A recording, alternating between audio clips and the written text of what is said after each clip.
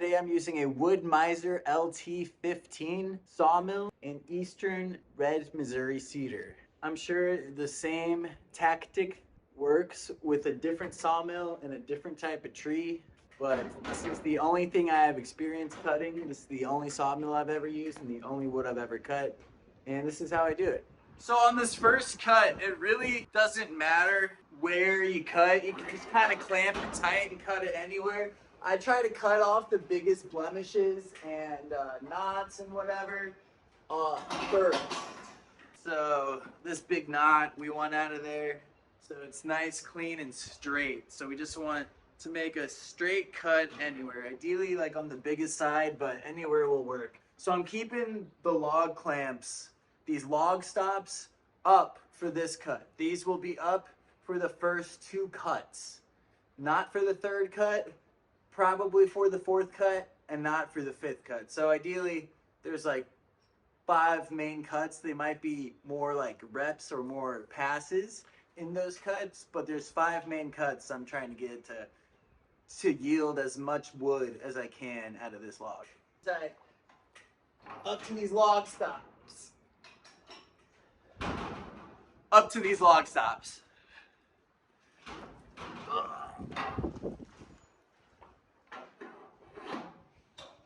Clamp it tight. This log is 8 feet long, by the way. So I usually keep my sawmill on the entire time I do this, but I'll be turning it off while I make this video to obviously talk about the cuts and explain what I'm doing, just so you know.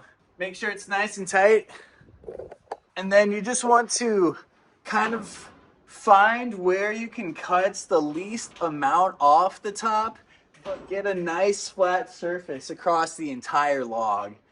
So it's kind of a guess. So I like to start where I can kind of visually see it. I know I want to go at least under this. So, and you do that by literally just putting the blade up to the log.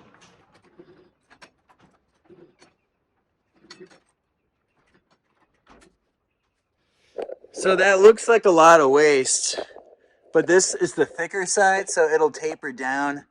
But it's going to be a pretty big first cut. They call these offcut pieces the first cut. So here's the first cut on this log.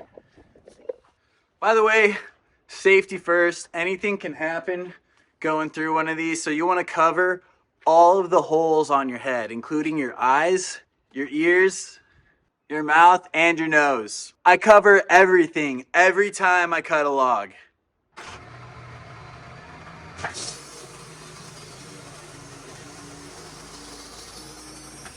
Each time I get a cut that is considered waste, or the first or seconds that I'm not going to use for the dimensional lumber, I keep the loader for the tractor right outside.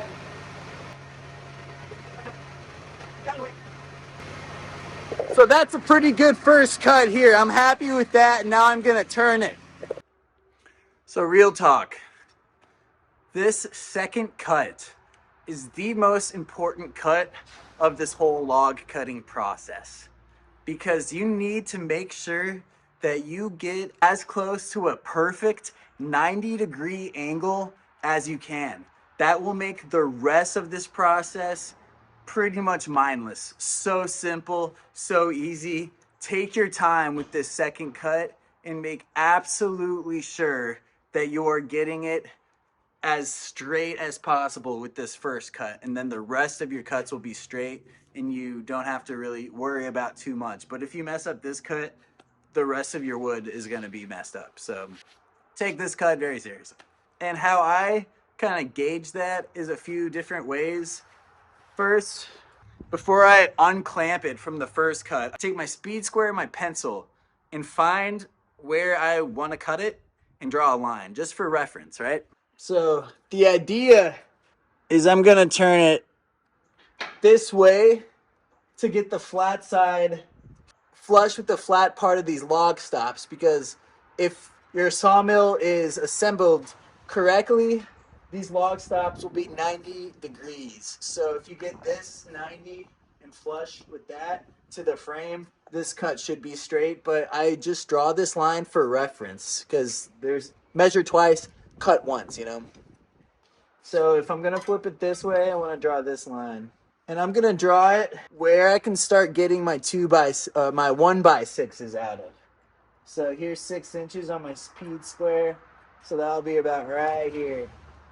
So I'm gonna flip it this way and align my blade up with this line while it's flush with the log stops. And that should create a perfect 90-degree angle on this log. Very, very, very important that you do this. So on the bigger logs, Eastern Cedar is usually pretty small. This is like one of the bigger logs. So to turn it the easiest way, I'm gonna use my cant hook and just turn it like that.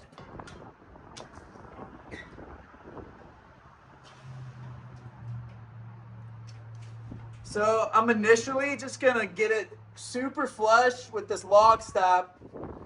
Just clamp the front. And then I'm gonna pull the blade up to the log, get the right height, and check the straightness before I take the time and really clamp it down. So I'm just checking my work here to see if it's good to proceed.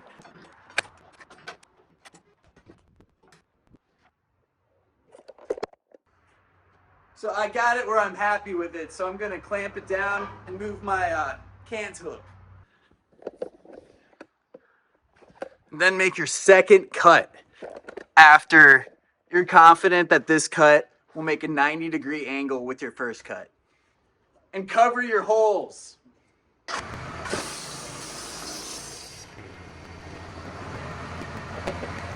This part's still kind of ugly, so I'm gonna drop it down.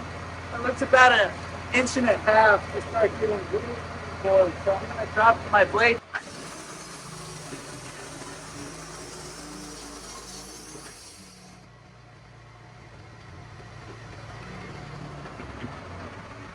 Let's check our work. Oh yeah, that's what I'm talking about. See?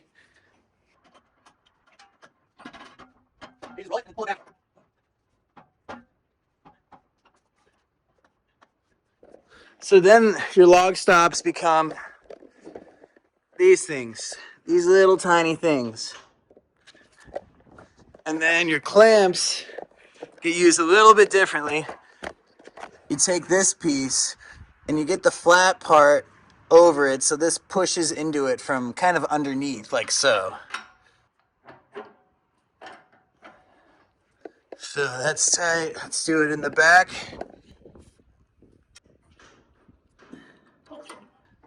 Now that's tight.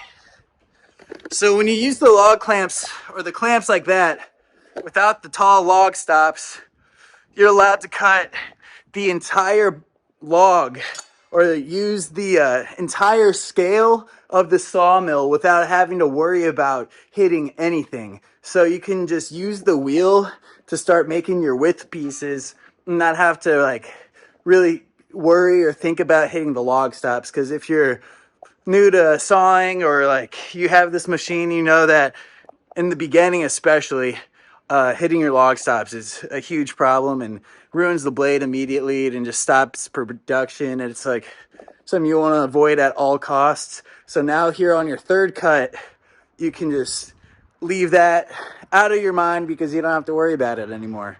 So I'm gonna get this first cut and get another perfect like 90 degrees, but that doesn't matter as much because it's already like scaled out with the two sides. And then I'm gonna make sure I can start getting my 5.5 inches out of what's there and then start cutting the widths. So I'll show you how I do that soon. Cover your holes.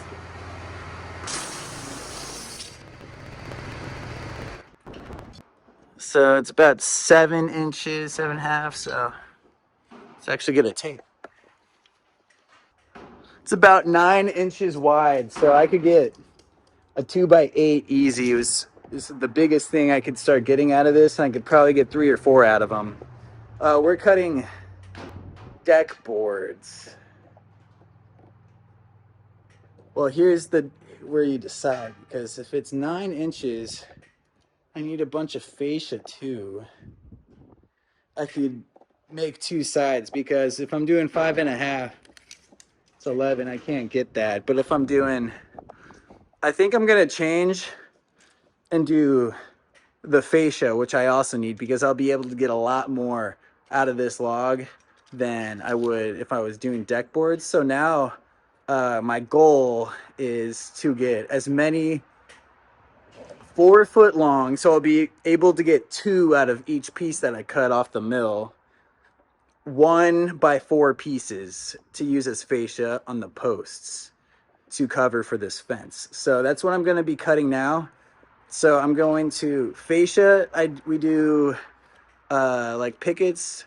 I do 12 notches on here. So 12/16 or whatever the hell that is.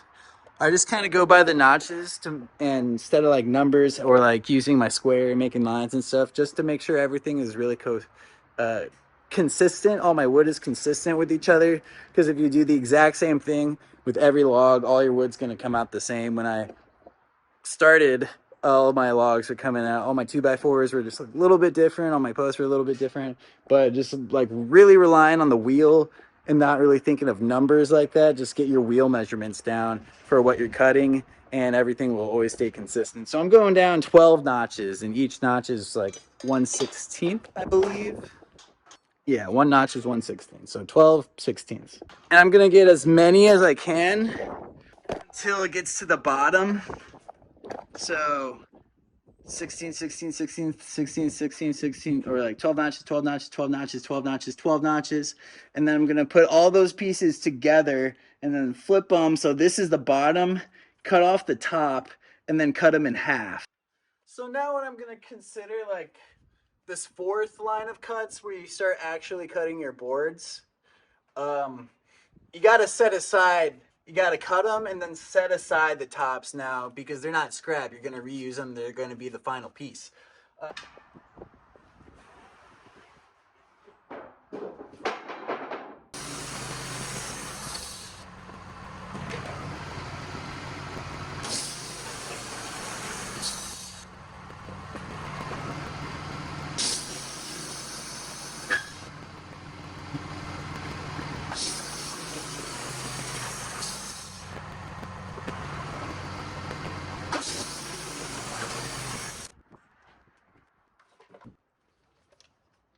I straight up ran out of gas. Holy crap.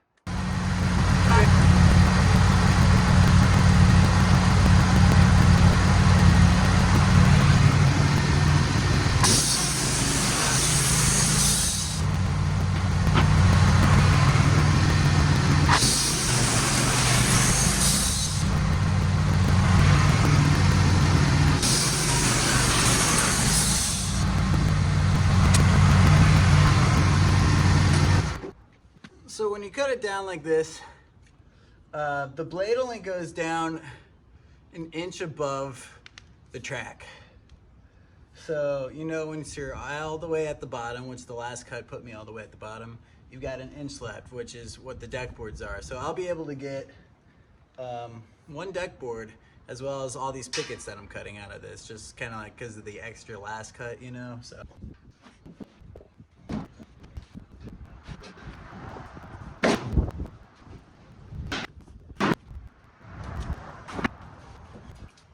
So in this situation, you'll want your log stops up for this first cut and then move them for this second cut, unfortunately. But what I like to do, just to feel clean and organized, it's not super necessary. So just rest them all just past this last brace on the frame for the support. Get your log stop pretty high, but not high enough. Remember, you're gonna move it. And then get it nice and flush, the whole stack, with your log stop and a square. That looks pretty good.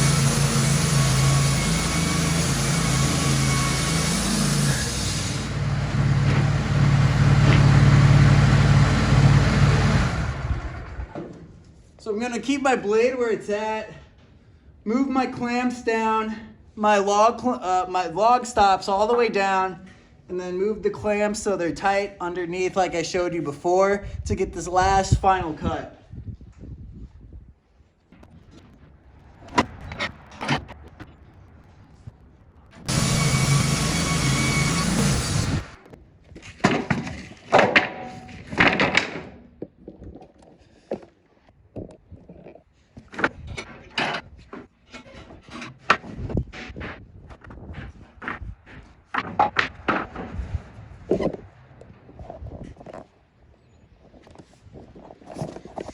So like I said, these are going on a 4-foot tall fence and these are 8 feet long. So I get to cut all of these in half and use both sides.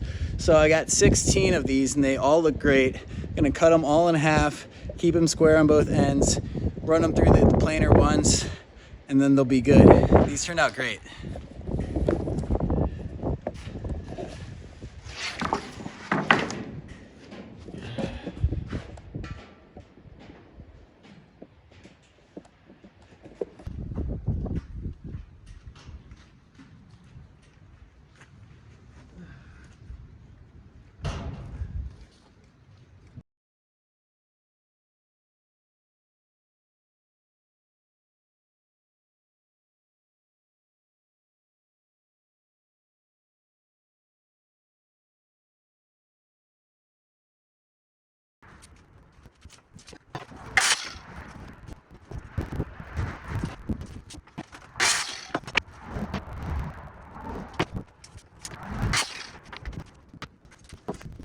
I hope you learned something. I hope this video is helpful in your sawyerrisming journey. Whatever. I hope you got some knowledge out of this because it kind of took me a little bit to learn, as it will you. That's how I've been doing it and it's been working out great. Good luck. Follow if you love wood.